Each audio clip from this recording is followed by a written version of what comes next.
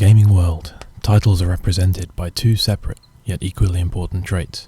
The gameplay, which can range from amazing to jank, and the box art, a stylized preview of the game yet to be played, but looks can be deceiving. These are the box art deceptions. A game based on a movie, which was based on an epic Old English poem written in the style of Germanic heroic legends. It seems this game has enough lore to work with, but how does the studio go about translating all of this into a good game? Well, they didn't. Released in 2007 on Xbox 360, PC, PS3 and PSP, Beowulf was based on the animated action film that was released at the same time. Developed by Ubisoft Shanghai and published by Ubisoft, this game didn't have many die-hard fans.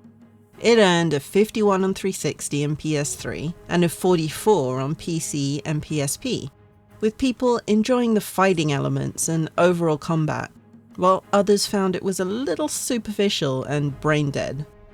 Plus, there was a certain minigame that didn't go down too well with some players. Thankfully, I didn't get as far as to experience that mechanic. This is a huge tale with loads of characters and twists, so I won't be summarising it all here. But just to set the scene, the story follows Beowulf and his travels to Denmark to help Hrothgar defeat a monster named Grendel. Action, adventure, and monster slaying galore. So, what does the box art look like?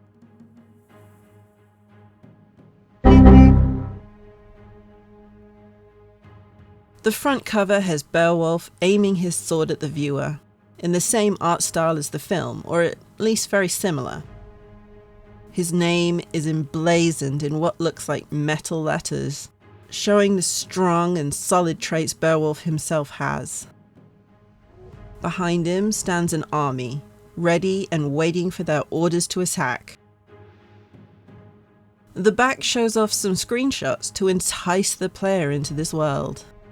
Every hero has to face his demons. That's true, I guess. The subtitle even claims to have 30 years worth of Beowulf's life to experience that was left out of the movie. Makes me wonder where the movie and the game intersect. To the left, we have a character. Could be Hrothgar, could be a soldier. And he's belting out a war cry. I think. He could also be wearing his armor too tight.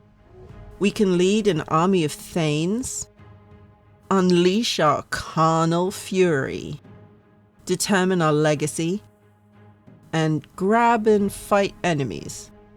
No real mention of weapons or combat. Mechanics are all described very vaguely, and the screenshots do look action-packed. So, what could go wrong?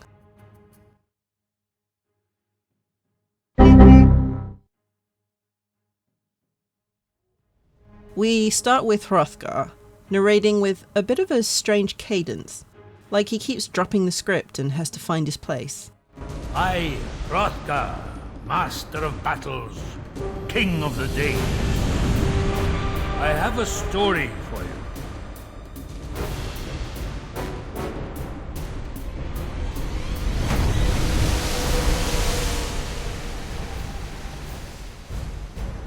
The bards once sang of how I slayed the great dragon of the north, single-handedly.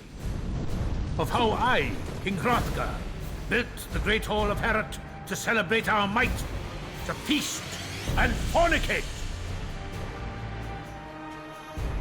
And still, I lusted after power and gold, and she gave it to me.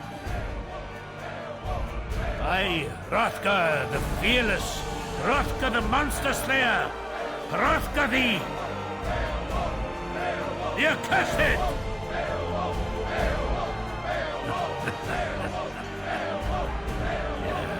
But then, this is not my story. It's yours.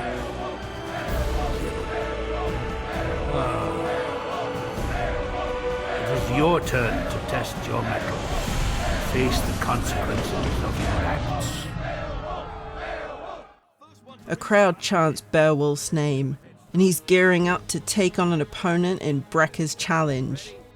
This is just the tutorial, so nothing too scary to start with. While on the swimming part of the challenge, a sea monster attacks and Beowulf gives it a piece of his mind. She is my mother! I will send you back into her murky tomb! We're then tasked with defeating the monster, with our bare hands, on a rock. Well, if that's what the game wants me to do, I'll suspend my disbelief for now. After getting knocked into the sea, he's rescued by a spirit of sorts.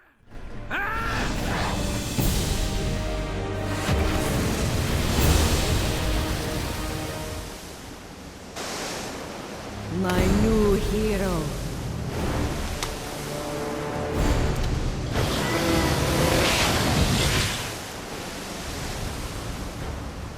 We get the Carnal Fury ability, which is pretty much Hulk mode. And we just have to punch what is now 3 sea monsters in the face. Hold still while I snap your neck! What caught me off guard was the QuickTime events. They just come out of nowhere, and if you miss one, you have to go through the entire beatdown again. I thought maybe this was just for boss fights, so they wouldn't come up all the time.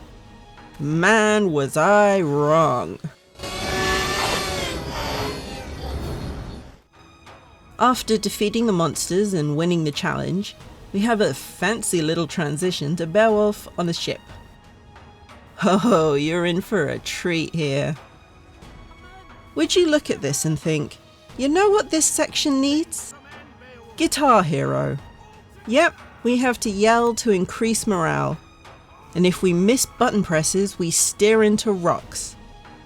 Makes sense. Come on, men!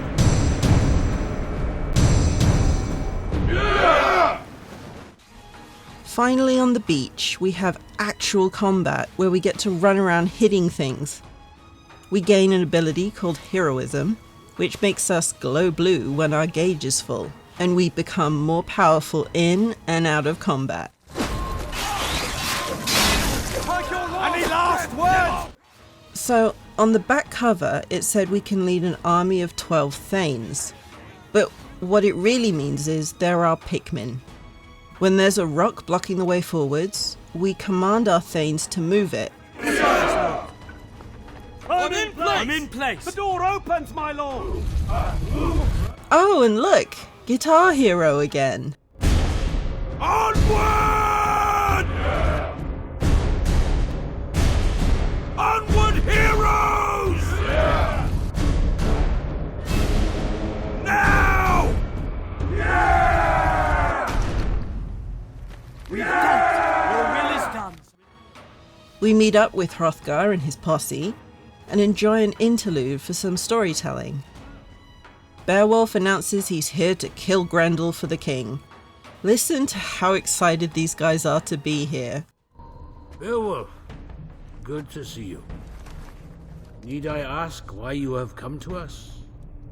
O great King Hrothgar, Lord of the Danes, I have come to kill your monster. And taste that famous mead of yours. And we get another round of Guitar Hero. Let me hear you bray, girls! The men must sing louder! Virgins, Frisian Danes and Franks. We took them for some ficking, and all we got were wanks.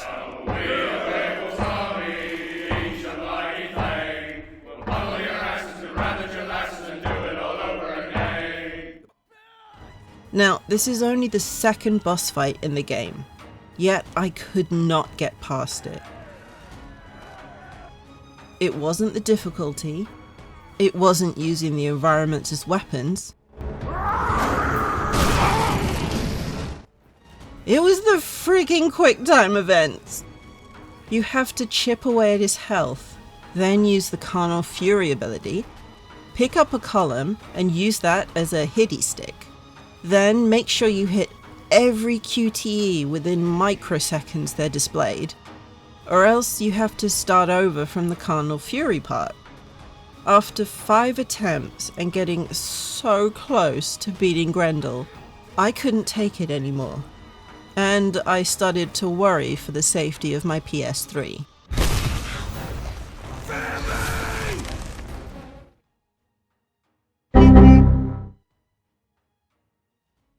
Beowulf. I bet the poet from 1000 AD would never have thought their work could be turned into this. The cutscenes and controls were fine, nothing too grand, which was weird considering they had a load of movie footage they could have used. The bare fist monster fighting bordered on silly, and the overall combat was easy enough to do. It was the QuickTime events. Oh man, I didn't know I could feel so much pain just by seeing icons pop up. And the Guitar Hero morale boost? I honestly thought it was a joke at first. This isn't a game for everyone. In fact, I'm not sure who it's actually for. The story is told in a sort of you should already know the story kind of way, so they don't introduce characters very well to newbies like me. It's so weird they didn't include more movie stuff considering this was the official game, but perhaps there was stuff going on behind the scenes that we don't know about. I usually like epic adventure stories like this, and I was thinking of watching the movie, but this game has completely put me off. Maybe I'll get a copy of the poem and just read it. That way I can be sure there aren't any QuickTime events that may haunt my dreams. Come and watch my back things! This was fun. Let's do it again sometime. And if you like what you saw, don't forget to subscribe and leave a like down below.